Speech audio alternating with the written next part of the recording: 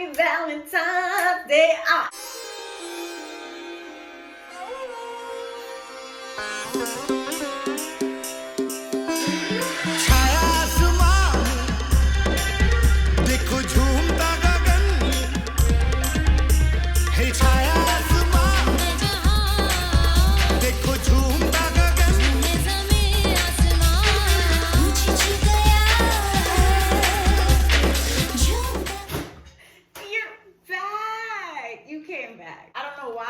Coming back, but you're here. So I mean, like, to all the ones that have already blocked me but are still here watching, thank you. To those who want me to stop posting but are still here watching, hey. Those of y'all who are always gonna be here because y'all ride or die bitches, what's good, crazies? But first, subscribe and comment all that good stuff. Follow all my social networks. They're all in the fucking, and they're all down there.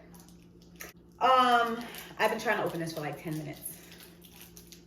And y'all already know what the fuck we here with. It's the motherfucking HoeFAX. So, this is one of my more recent stories about end of April, beginning of May, I don't know, somewhere around there. When Profoundly first came out, okay, because I remember that's exactly how I, was flirting with old boy or whatever. I was like writing on his thing like, hey, you into Spanish girls, you like tatted girls, and that's how I was flirting with him. I was like, hey, da-da, and he kept saying yes. But he knew exactly who the fuck I was the whole time. I still don't know how the fuck he knew, but he knew. Fuck it. But it worked because he slid in my DMs and he was like, so you're just going to tell me it's you or whatever. I don't remember exactly what it said, but whatever. So we start talking back and forth right there. That was how that situation started. Obviously we went to school together, so we knew each other back in the day, but we didn't talk after school at all. So that was basically me hopping in the Profoundly and then him hopping in the DMs, and then that's how the next part happened. So we hit it off, we're flirting, whatever. At that time, I had no interest in being in a relationship, nothing. I was very, I'm still not. And I'm not because of something that happened after them. But anyway, let's start. Let's just keep it on track of this. Let's just keep this story on track right here. That will be another day. So we were just talking as friends, and like it was said that it was like agreed upon somehow. I don't remember exactly how, but we were gonna have sex when we hung out. So we do. I hang out, we smoke, we have sex a couple of times now, like a couple of times. And then I went back home because I live a little bit away from him. So I went back home. And I'm big on threesomes. I love females. So I like to bring girls into the situation. And my thing back then was specifically that I was trying to find somebody who can share a sexual compatibility with me, and we could just be fucking bitches together. That's what the fuck to this day is like. Why is that so hard to find? Like, I don't get it. Like, guys are just either greedy or just don't believe in like sharing or whatever the situation is. But feelings get involved, whatever. And at this point, like I said, I didn't want none of that. So it was just that I would like pay attention to whose pictures he would like and stuff like that. And I had seen him like Shorty's picture. I thought she was pretty too. So I'm like, okay, I'm about to slide in Shorty's DM. So I put a status up. I'm gonna find it. I will input it in here. But I put a status up saying something about curious girls are my favorite kind of girls or whatever. So I slide in her DMs and she was like, oh, I heard curious girls are your favorite. And that's how we start talking. And right there, I'm talking to her and I'm talking to him and I'm telling him about everything that's with her. And I tell her, listen, like, I'm sleeping with somebody out there. So until I come out there, let daddy take care of you.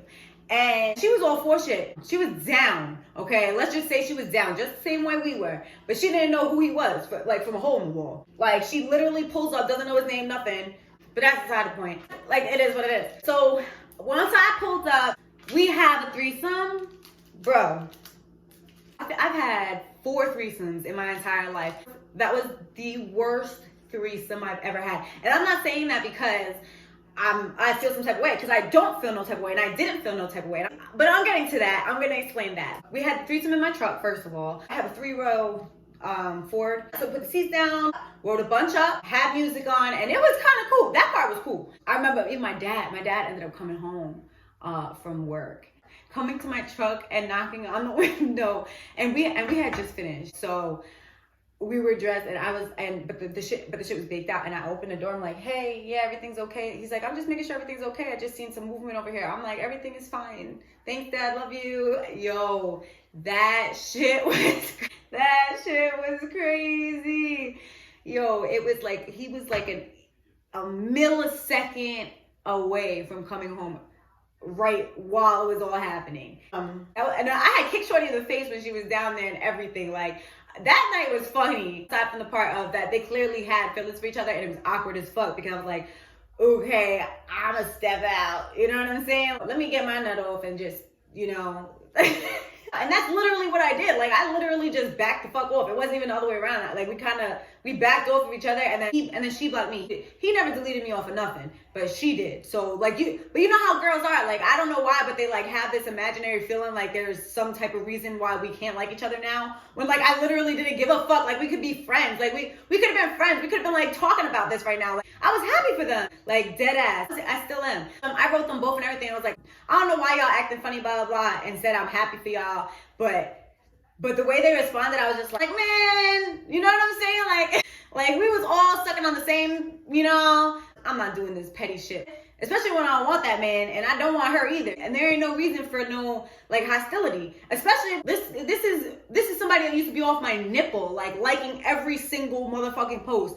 Every time I was on live, everything. But now, all of a sudden, we not cool now. You know what I'm saying? Like, that's funny. That's that shit I don't like.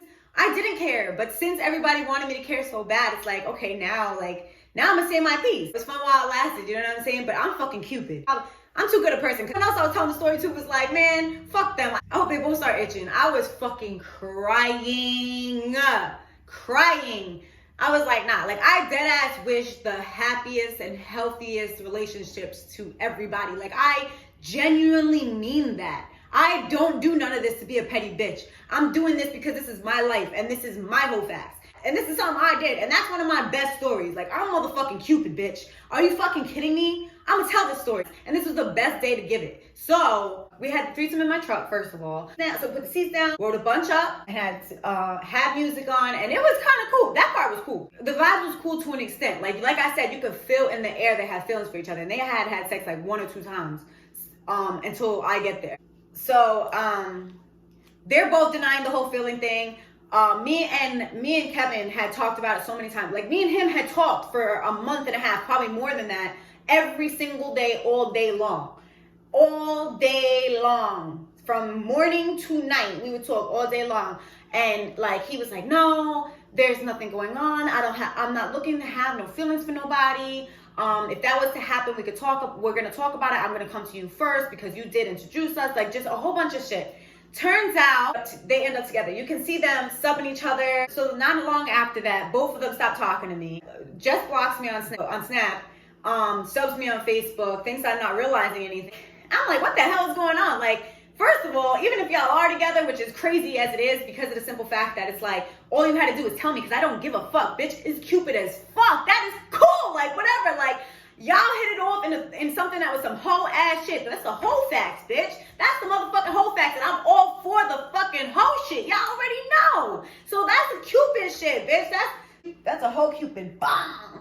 You know what I'm saying? Like, I don't give a fuck. Like, I'm like, that's lit. If y'all fell in love from that, like, whatever floats your boat. Whatever you're gonna tell the grandchildren is on you. Not me. I don't give a fuck how the fuck y'all met. I didn't have a feeling for neither of them. You know what I'm saying? So to me, it was more of the funny shit that was, like, annoying to me. The fact that there's clearly hostility for the simple fact that I'm blocked and deleted and nobody's talking to me, and it's like, what the hell? I introduced y'all. So that happened. They ended up in a happy relationship because of me sliding in her DMs and hooking up with Daddy when she didn't even know Daddy's name. Like, that's fucking lit. Are you kidding me? Like, that's fucking crazy. And it's like, I kept my word. Like, afterwards, I was telling him things when I would hear things, and, like, I was cool, both of them. And then he did some funny shit and, like, flipped up on me, and then she blocked me and everything. Like, boy, you think I'm stupid? What, nigga? Bye. You know what's even funnier? You know, I think what makes me laugh the most is what I remember sitting in the car smoking with him or whatever, and I remember one of the first things he said is, yo, I just hope one day you're not blasting me on Facebook. And I was like, I was like, no, as long as you do right by me, you don't ever have to worry about that.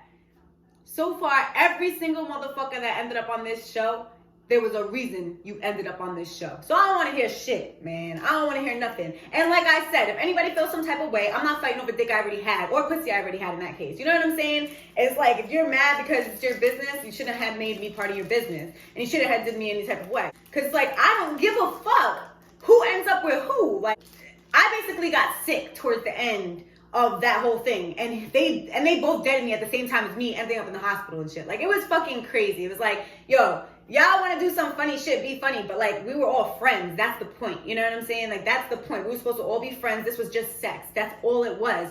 And I'm the only one that kept my word. At the end of the day, the only person that kept their word of not catching feelings and not being on no funny shit was MiChristine, as always, because she's the realest bitch on the block.